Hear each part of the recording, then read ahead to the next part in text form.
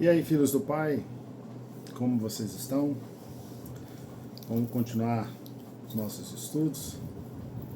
Falamos sobre Filemão e agora a gente continua a nossa reflexão falando sobre o livro aos Hebreus, Carta aos Hebreus. E o primeiro desafio é: quem é o autor? Não se sabe, pois o autor não se identificou. E aí só sobram as especulações.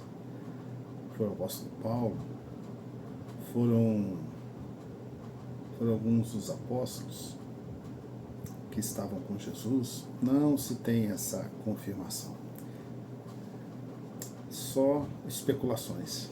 Mas o que não podemos negar é que na reflexão que podemos fazer de todo o texto, de todos os capítulos dessa carta aos Hebreus, ela tem uma raiz muito profunda,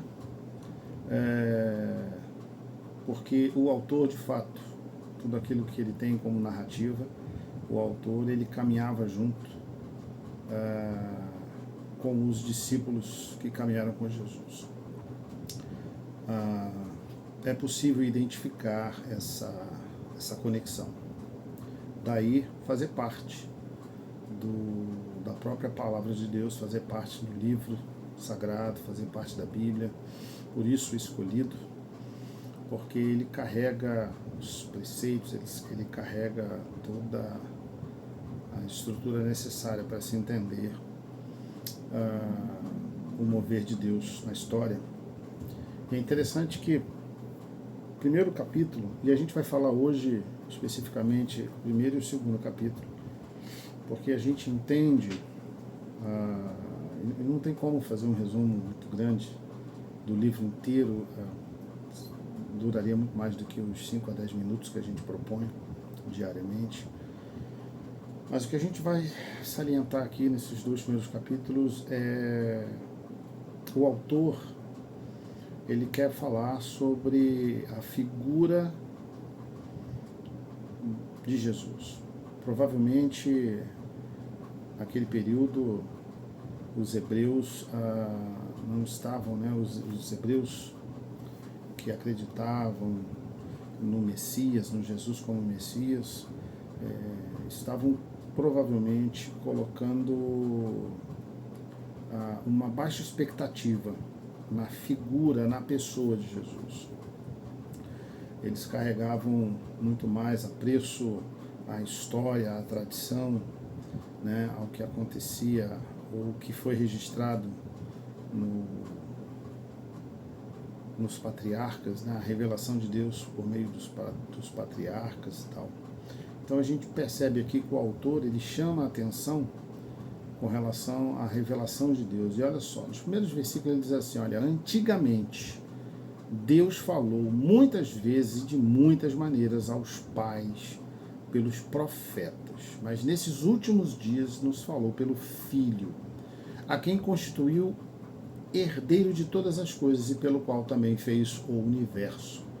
O Filho, que é o resplendor da glória de Deus e a expressão exata do seu ser, sustentando todas as coisas pela sua palavra poderosa, pois depois de ter feito a purificação dos pecados, assentou-se à direita da majestade nas alturas, tendo se tornado tão superior aos anjos, quanto herdou mais excelente nome do que eles. A gente entende que o autor chama a atenção para uma hierarquia. Jesus aqui, ele era o resplendor da glória de Deus, a expressão exata do seu ser.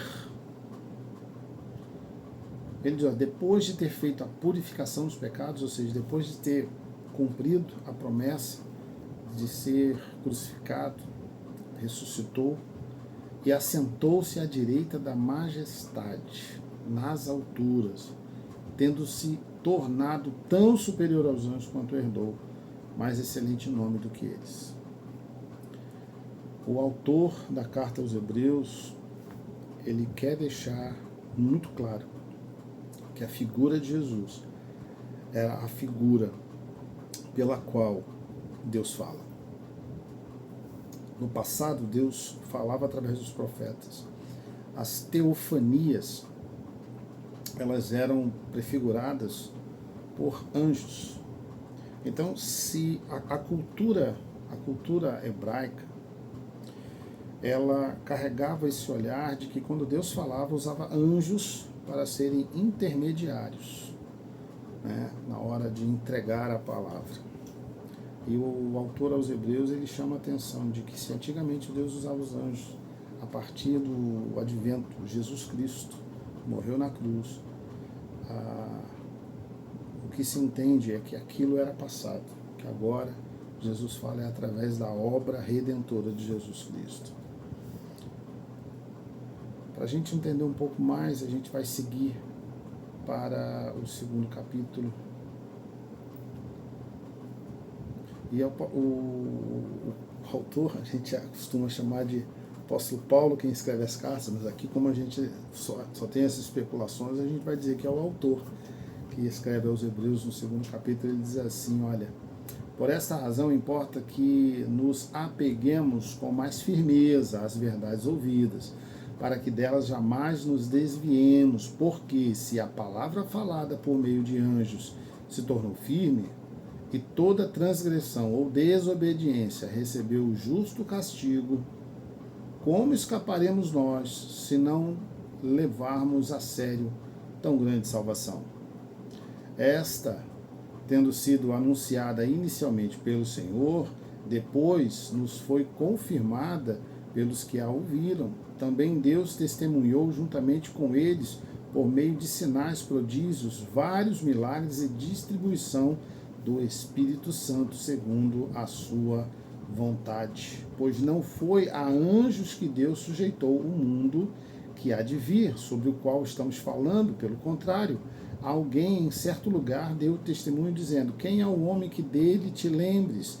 Ou o filho do homem que o visites? Fizeste-o por um pouco menor do que os anjos, e de glória e de honra o coroaste. Todas as coisas sujeitaste debaixo dos seus pés. Ora, ao lhe sujeitar todas as coisas, nada deixou fora do seu domínio. Neste momento, porém, ainda não vemos todas as coisas a ele sujeitas. Vemos, porém, aquele que por um pouco foi feito menor do que os anjos, Jesus, que por causa do sofrimento da morte foi coroado de glória e de honra, para que pela graça de Deus provasse a morte por todos. Porque convinha que Deus, por causa de quem e por meio de quem todas as coisas existem, conduzindo muitos filhos à glória, aperfeiçoasse por meio de sofrimentos o autor da salvação deles. Pois tanto o que santifica como os que são santificados, todos vêm de um só. E por isso que Jesus não se envergonha de chamá-los de irmãos.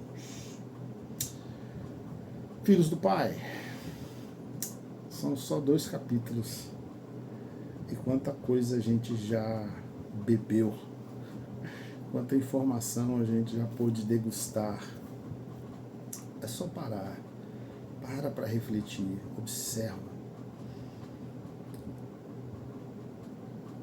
Acho que o maior medo que eu particularmente carrego é o risco de negligenciarmos a palavra de Jesus, não dar valor aos ensinamentos de Jesus, não entender o nosso chamado, a nossa missão. E aqui vai mais uma vez um pedido. Filhos, coloque a vida de vocês nas mãos de Jesus. Entrega o coração. Vocês são filhos do Pai. Estejam atentos. Em nome de Jesus, estejam atentos. Deus chama vocês. Não fuja desse chamado, porque o Pai fica com saudade. O Pai chama vocês. Em nome de Jesus.